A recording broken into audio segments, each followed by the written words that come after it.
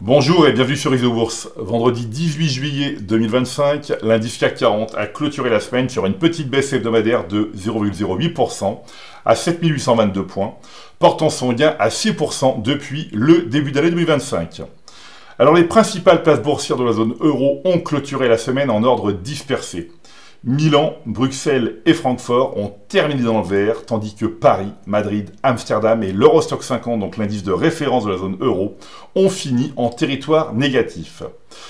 Malgré une semaine sans grand mouvement pour le CAC 40, le contexte technique à moyen terme continue d'attirer l'attention. L'indice phare de la bourse de Paris évolue toujours à proximité d'un potentiel croisement haussier entre les courbes mensuelles de pression Isobourse 5 et 20 mois, une configuration qui ne s'est plus présentée depuis la tentative de mars 2025. Si ce signal se confirme d'ici la fin juillet, il pourrait marquer un tournant pour la tendance de fond. Les 2 prochaines semaines seront donc décisives pour juger de la capacité de l'indice à valider ce signal, ouvrant la voie à une possible reprise à moyen terme. L'AEX, donc principal indice de la bourse d'Amsterdam, a reculé de 1,05% sur la semaine, terminant ainsi en bas du classement des marchés de la zone euro. En 2025, il reste le moins performant avec une hausse modeste de 3,78%, loin derrière les 22% gagnés par le DAX allemand. Cette semaine, l'AEX a été pénalisé par la forte baisse du groupe ASML, donc un acteur majeur dans la fabrication d'équipements pour puces électroniques, qui a averti qu'il pourrait ne pas atteindre ses objectifs de croissance pour 2026. À moyen terme, l'indice néerlandais dérive à la baisse, comme le confirme le croisement baissier des courbes de pression Isobourse 5 et 20 validé en octobre 2024. L'analyse de l'Eurostoxx 50, donc, qui regroupe les 50 principales sociétés cotées de la zone euro, révèle que la majorité des valeurs sont en tendance baissière à moyen terme, avec 60% des titres évoluant dans une dynamique défavorable. Il est important de rappeler qu'il convient de privilégier les actions dont la tendance moyen terme reste haussière. Cela implique d'adopter une approche prudente en évitant les titres en tendance baissière ou incertaine. Concrètement, il s'agit de se détourner des actions dont les courbes de pression Isobourse 5 et 20 affichent une dynamique négative.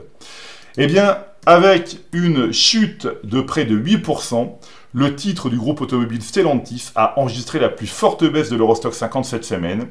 Depuis le début de l'année 2025, il demeure également le titre le plus en recul au sein de l'indice.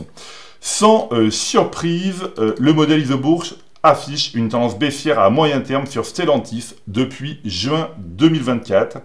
Cette valeur, née de la fusion entre PSA et Fiat Chrysler en 2021, subit en effet les conséquences du croisement baissier des courbes de pression Isobourse 5 et 20 Depuis le signal, l'action Stellantis cotée à New York, Paris et Milan a vu son cours divisé par plus de 2. L'action ASML a enregistré la deuxième plus forte baisse hebdomadaire de l'Eurostoxx 50 cette semaine. Depuis août 2024, le modèle Isobourse signale une tendance baissière à moyen terme sur le fabricant de machines de production de puces électroniques. Après le croisement baissier des courbes de pression 5 et 20 le titre a chuté de 22%. Avec une baisse hebdomadaire de 3%, l'action Inditex figure également parmi les plus forts replis de l'Eurostoxx 50.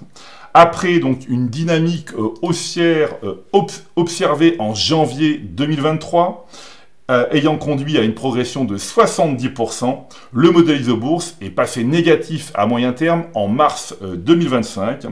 Ce retournement s'est manifesté par un croisement baissier des courbes de pression Isobourse 5 et 20 signalant un affaiblissement de la tendance sur le titre du géant espagnol du prêt-à-porter Inditex, maison mère de Zara. Alors évidemment, les 3 valeurs que nous venons d'analyser ne figurent pas dans les positions d'impulsion Europe, donc le fonds piloté par le modèle Isobourse depuis 2009.